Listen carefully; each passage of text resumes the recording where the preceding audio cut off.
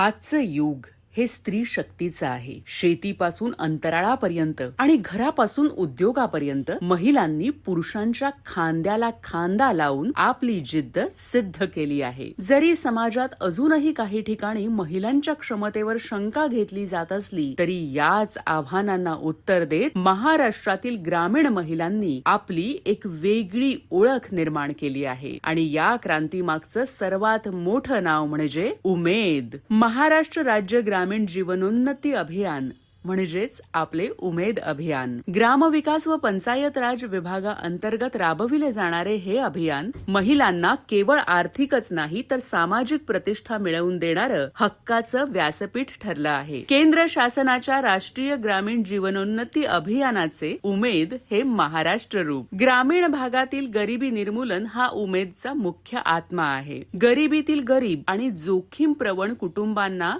सुरक्षित आणि आत्मसन्मानाचे जीवन जगता यावे यासाठी लोकशाही तत्वावर समुदाय संस्था उभारल्या जातात. गावागावात 10 महिलांचा एक स्वयंसहाय्यता गट, ग्रामपंचायत स्तरावर ग्रामसंघ आणि प्रभाग स्तरावर प्रभाग संघ अशी एक भक्कम साखळी तयार करण्यात आली आहे. या प्रक्रियेला गती देण्यासाठी समुदाय संसाधन व्यक्ती म्हणजेच CRP रात्रंदिवस कार्यरत आहेत. आज उमेदची चळवळ 34 जिल्हे आणि 351 तालुक्यात पोहोचली असून 6,67,051 स्वयंसहाय्यता समूह, 34,552 ग्रामसंघ, 1,965 प्रभाग संघ, 13,260 उत्पादक गट, त्याचप्रमाणे 364 महिला शेतकरी कंपन्यांची स्थापना करण्यात आलेली आहे. 65,44,094 महिला आणि लाखो लखपती दीदी आणि जवळपास 60 लक्ष कुटुंब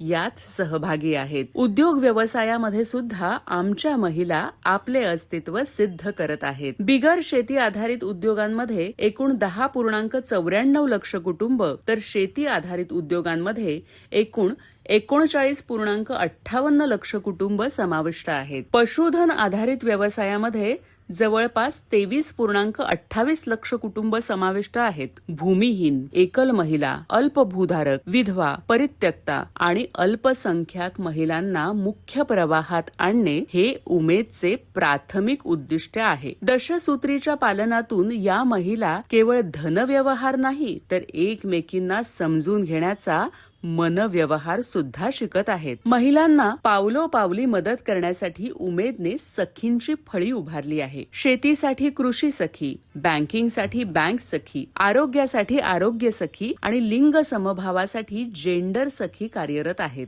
महिला आता बँकेत जाऊन निर्भीडपणे व्यवहार करतात. उमेदच्या महिलांना मागील आर्थिक वर्षात 10,728 कोटी रुपये आणि 2025-26 या वर्षात झालेलं 9,244 कोटी रुपयांचं ऐतिहासिक कर्ज वितरण हे महिलांच्या वाढत्या पतपुरवठ्याचं जिवंत उदाहरण आहे. आजपर्यंत एकूण स्वयंसहाय्यता समूहाला 48,178 कोटी रुपयांचं कर्ज वितरण करण्यात आलं आहे. प्रधानमंत्री सूक्ष्म अन्न प्रक्रिया उद्योग योजनेतून सुद्धा उद्योगांना मोठी चालना मिळत आहे. केवळ उत्पादन करून चालत नाही तर त्याला कौशल्य आणि बाजारपेठ लागते. उमेद मार्फत RCT आणि कृषी विज्ञान केंद्र आणि अशाच संस्थांच्या मदतीने महिलांना व्यावसायिक प्रशिक्षण दिलं जातं. या उत्पादनांना जागतिक बाजारपेठ मिळवून देण्यासाठी महालक्ष्मी सरस सारखी